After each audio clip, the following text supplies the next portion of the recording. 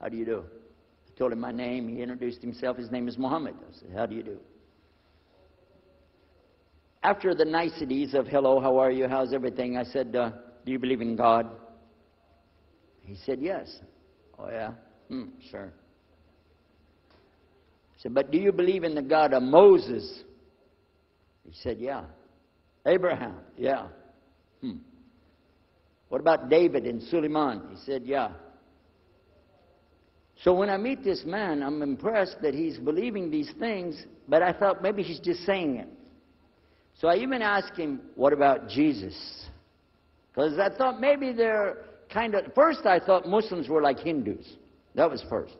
And then when he said he believed in some of the things of the Bible, I said, okay, maybe they're like Jews. So that's when I said, yes, but what about Jesus? Do you believe in Jesus? And he said, yes. I said, okay, wait a minute. This is going to be easy. I can convert this guy. So I agreed that we're going to do business with him. And in fact, I took him immediately out to have tea together. We sit together, drink tea, talk a little while. And I started trying to teach him right away. I'm in the Bible. I got it right there. Flip it open. Genesis. Let's talk about Abraham. What do you know about Abraham? Abraham, he had 2 sons, you see, and blah, blah, blah, blah, blah. And I'm doing all the preaching to him. Do you imagine this? And he sat there. Okay. He's a graduate of Allah's heart. Like this. Get me? You know what I'm saying? Well, it happened that during Ramadan, some of his friends that he was staying with had to move their apartment around or something, and he was going to go stay in the masjid for itikaf in Ramadan. It's normal. We didn't understand. I thought he has nowhere to go, and I told my dad, this man has nowhere to go.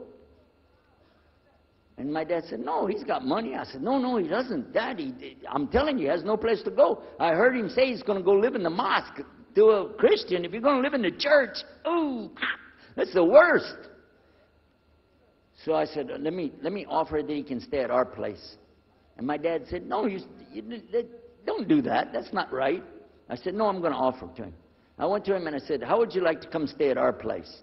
He said, no, I want to go and stay there. I want to stay in the mosque, and it's something good. I said, oh, man, look at this poor man. Oh, my God. He doesn't know, you know. He just... Oh, poor soul. Please come and stay in our house. And he said, no, I can't. I need to go stay over there. I said, look, I'm scratching his dignity.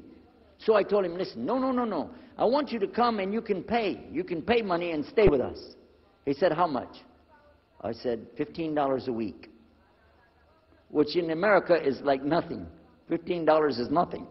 I said, and then he kind of hesitated. I said, and we'll pay for all the food. Well, you eat $15 worth of food in one day in America. He said, okay, all right. And I told my dad later, I said, see how I did that? Because now he'll stay with us. He knows he's getting a good deal on the food, and I was making it all about money. Well, I didn't know he wanted to come and stay with us. He wanted to learn about how are Americans and how is the dawah going to be. What do we believe? Especially people who are preaching. So he came and stayed in our house. And I said, well, now that's good. I'll travel with him and go with him in places, and he'll see and he'll learn about Christianity. As we were traveling and working together, we put up tables just like this and booths and things and set things out for people to come and look at them and sell things. And I caught him one time. When somebody wanted to take something from the front, he took it from the back and gave it to him. And I looked at him. And the next time somebody started to take something, he took from the back and gave it to him. I said, hey, Muhammad, we take the stuff from the front because that's the old stuff. The new stuff in the back, just hold it back. You know what I'm saying? This is dated material. Get rid of the junk first. He said, no, I can't. In my religion, we can't sell something unless we give the people the best. I said, got me on that one. And I'm supposed to be telling him about a better deal. I said, okay, yeah, whatever. You're never going to make any money, though. But that's all right. Over a period of time, I came to learn a lot of things. Also about being humble. A lot. because this man was obviously well educated, very articulate, could really talk about a lot of subjects. In fact, I tried to debate with him about many things, but he was so wise and well educated that he could see what I was doing, and he would take it easy and let me win every debate. I could win any debate with him if he wanted me to. But if he wanted me to lose, I was going to lose. This was how well he could handle it. Now, what happened, one of the preachers that I knew, another preacher, who used to carry a big cross and walk down the street so people would stop and talk to him about religion, he had a heart attack, and he went to the hospital. So I went to the hospital to visit him, and while I was visiting him, I met another man in the hospital who was in a wheelchair. This gentleman had a problem. He didn't want to talk to anybody. And I told him, let me witness to you. Let me share the message of Jesus with you. So I took out my Bible, and again, I started telling him about a prophet, Prophet Yunus, alayhi salam. And I'm telling them, look at Jonah. He's in the belly of the whale. He's in the sea. He's down there like this, and who knows how long. And suffering like this, you don't have as big a problem as that. And God saved him, so he could save you too. He said, didn't want to talk to me. I asked him, what's your name? He didn't want to tell me. Where are you from? He said, I'm from Venus. So what's that? Well, we do have, there is a Venus, Texas, by the way. But he said, you know, he's from another planet.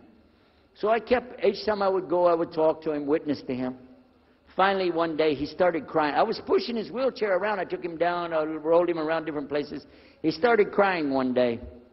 He said, I'm going to confess something to you. I need to confess something to you. Now, to a Catholic, confession means you're going to tell the priest all your sins. And then he's going to forgive you. Well, I wasn't Catholic. And I told him, listen, I'm not Catholic and I'm not a priest. I'm a preacher. He said, I know better than you do. I am a priest. I said, oh my God. This man is a priest? And he knows the Bible better than I do. He said, I just have had a hard time. I've been here and having heart attacks, and I've been having problems and everything, and trying to figure out a lot of things. He said, I'm sorry I took it out on you. I really am. I apologize. And he started crying. And when he started crying, I felt sorry, you know. I hugged him, and I said, it's okay. One day I went to the hospital, and my friend was gone. So I started visiting with the priest. And it happened one time I went to visit him at the hospital, and he was gone. And I asked him, where did he go?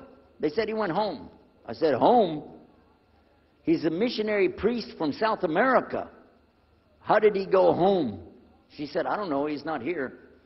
I'm sure his family. I said, he has no family. I know him personally. He has no family. Where did he go?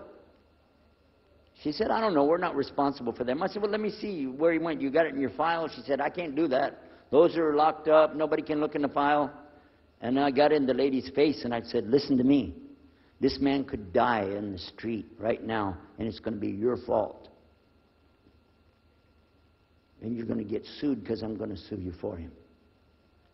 She said, okay, his folder's over there, but I'm not going to watch. I went over and I looked for it, got address where he went. Sure enough, he was in a place where they put people that have no place to go, a shelter. So I went to the shelter, and I found him. He was still on crutches. He saw me. He started crying again. He said, please get me out of here. Get me out of here. I said, okay, come live at my house. Now, I told you the story so you can see something. Now look, I have 2 visitors in my house. Huh? One is a Catholic priest. The other is a Muslim.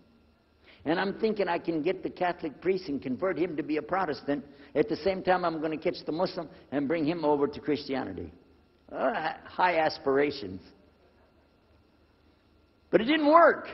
Some strange things began to happen. We would sit around the table at night to discuss what is the Bible and what's the salvation. My father has a Bible. It's called King James Version of the Bible. Most of you probably heard about it. Especially any students of Ahmadiyyat or Zakir Naik, you've heard about King James Version of the Bible.